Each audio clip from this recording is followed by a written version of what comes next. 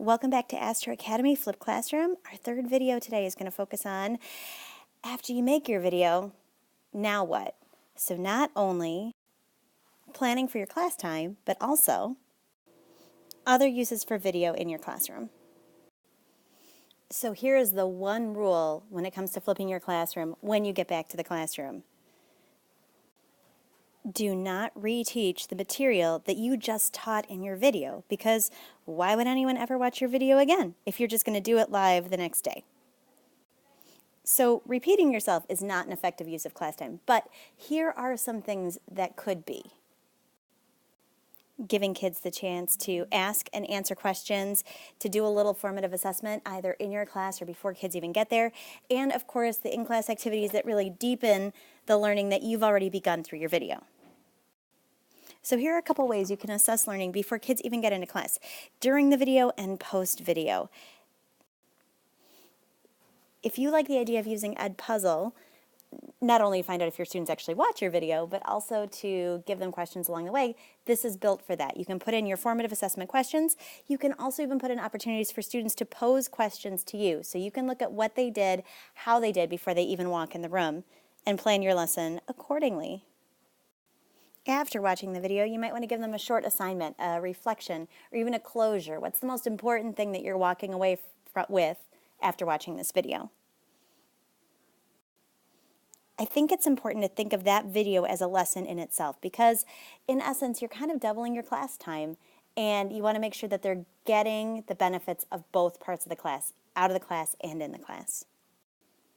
To me, the in-class planning is probably the most crucial and most difficult part of flipping the classroom, because you have a lot more time to fill up, and you have to make it meaningful to really deepen that learning and get kids to use the information that you just taught them through your video. Fundamentally, how do we get kids to now interact with, engage with the material that they just learned? Spoiler alert, none of these ideas are like super groundbreaking. You probably already do them, but they're good for starter ideas in how to get kids to really interact with your material. So let's pretend I just had my AP Spanish students watch a video about the economic crisis in Spain. When they get back to class, rather than just reviewing it, I could have them do a word web or a concept map. What do we associate with the economic crisis? What are the causes? What are the effects? Going on like that.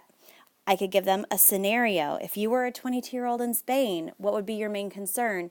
What would you do? Would you emigrate? Would you get a different degree? Making them discuss that. We could totally do a think, pair, share. I could give them a question that they work independently on. What are the lasting results of the economic crisis in Spain? They come up with their own idea. They pair with someone, discuss their opinions, and then they share with the larger group. Or, and I really like this one, a fishbowl discussion based on their own questions after having viewed the video. They come up with the questions like, what could be done about the economic crisis in Spain, interview each other, and then share with the larger group. Fundamentally, no matter what you do, the important part is just getting kids to use their information that they already have to further their learning, to deepen what they already know in order to engage further, in order to understand your concepts further. So the last thing we're going to discuss in what I've found to be a very enjoyable Astro Academy are the other uses for your video, because truth be told, flipping a classroom is not for everyone. You know what your kids are going to do, you know what they can do, you know what they will do, and maybe doing their homework via video all the time or even occasionally isn't for them. But videos are still for you. I have found one of the greatest values in making videos is using it for sub work when I know I'm going to be absent. It's nice to be able to say, hey guys, the learning's still going to continue and you're going to use these guided notes and watch the video as a class. I'll email the link of the video to either Julie, our sub coordinator, or to the sub himself and ask them to play it, and I think that they might actually be grateful for like a place to direct student attention. It's also really helpful for absent students. I've had kids who are either on homebound or kids who just miss, like 14 days a semester. And I can make sure that they're still getting the instruction, maybe less of the practice if we're going to be honest, but they're still getting the information without any interruption. And finally, for kids who have accommodations, kids who might have trouble understanding things the first time around. Having a library of videos can be really, really useful for giving them the chance to learn it again, to hear it again. And a lot of departments like to have a cache of videos on hand just to help out with things like that, with retakes, any sort of accommodations or extra help those kids might need. So that's it.